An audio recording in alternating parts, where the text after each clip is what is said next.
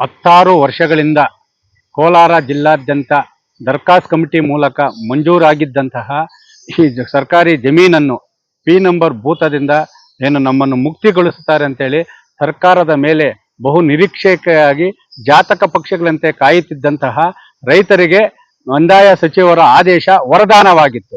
ಆದರೆ ಆ ವರದಾನವಾಗಿತ್ತು ಅಂದುಕೊಂಡಿದ್ದಂತ ನಮಗೆ ಒಂದು ಬಿಗ್ ಶಾಕ್ ಆಗ್ತಾ ಇದೆ.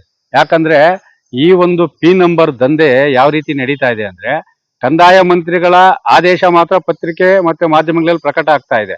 ಆದ್ರೆ ಆಯಾ ಜಿಲ್ಲೆಯಲ್ಲಿ, ನಮ್ಮ ಕೋಲಾರ ಜಿಲ್ಲೆನೇ ತಗೊಳ್ಳೋಣ, ಕೋಲಾರ ಜಿಲ್ಲೆಯಲ್ಲಿ ಮಾನ್ಯ ಜಿಲ್ಲಾಧಿಕಾರಿಗಳು ಪಿ ನಂಬರ್ ದುರಸ್ತಿ ಅದಾಲತ್ ನಡೀತಾ ಇದೆ.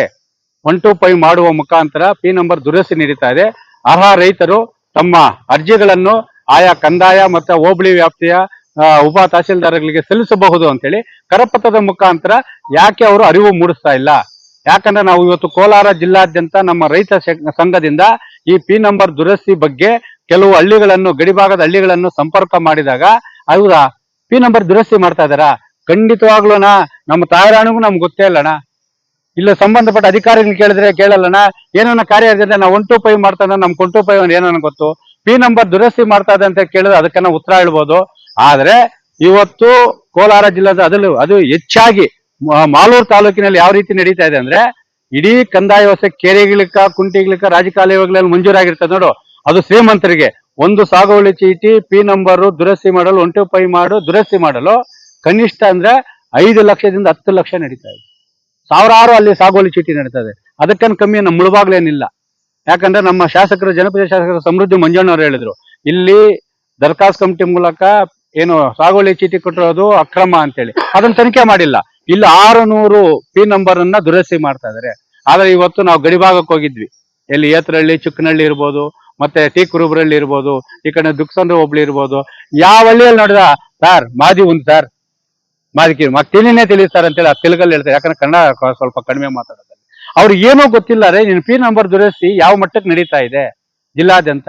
ಅದಕ್ಕೋಸ್ಕರ ಮಾನ್ಯ ಜಿಲ್ಲಾಧಿಕಾರಿಗಳನ್ನು ನಾವು ಒತ್ತಾಯ ಮಾಡ್ತಾ ಇರೋದು ರೈತ ಸಂಘದಿಂದ, ಏನು ನೀವು 16 ವರ್ಷಗಳಿಂದ ಮಂಜೂರಾಗಿರುವ ಪಿ ನಂಬರ್ ಸಾಗುವಳಿ ಚೀಟಿಗೆ ಪಿ ನಂಬರ್ ದುರಸ್ತಿ ಮಾಡಿ ರೈತರಿಗೆ ಅನುಕೂಲ ಮಾಡಿಕೊಂಡು ಉದ್ದೇಶನೇ ಇದ್ರೆ, ಬಡವರಿಗೆ ಒಂದು ನ್ಯಾಯ, ಶ್ರೀಮಂತರಿಗೆ ಒಂದು ನ್ಯಾಯ ಇಲ್ಲದೆ ಇದ್ರೆ, ಈ ಕಡೆ ಮಾನ್ಯ ಜಿಲ್ಲಾಧಿಕಾರಿಗಳು ಕಂದಾಯ ಸಚಿವರ ಆದೇಶದಂತೆ ಪಿ ನಂಬರ್ 1 to 5 ಮಾಡಿ ದುರಸ್ತಿ ಮಾಡಲು ಕಂದಾಯ ಮತ್ತು ಸರ್ವೆ ಅಧಿಕಾರಿಗಳೇನಾದ್ರೂ ಲಂಚ ಕೇಳಿದರೆ ದಯವಿಟ್ಟು ನಮ್ಮನ್ನು ಸಂಪರ್ಕಿಸಿರಿ, ಜಿಲ್ಲಾಧಿಕಾರಿಗಳನ್ನೆಲ್ಲ ಜಿಲ್ಲಾ ಪೊಲೀಸ್ ಆಫೀಸರ್ ಸಂಪರ್ಕ ಮಾಡಿ ಅಂತೇಳಿ ಎಲ್ಲಾ 6 ತಾಲೂಕಿನ ತಾಲೂಕು ಕಚೇರಿಗಳ ಮುಂದೆ ಮತ್ತೆ ಉಪ ತಹಸೀಲ್ದಾರ್ಗಳ ಕಚೇರಿ ಮುಂದೆ ಒಂದು ಪ್ರಕಟಣೆಯನ್ನು ಹೊರಡಿಸಬೇಕು.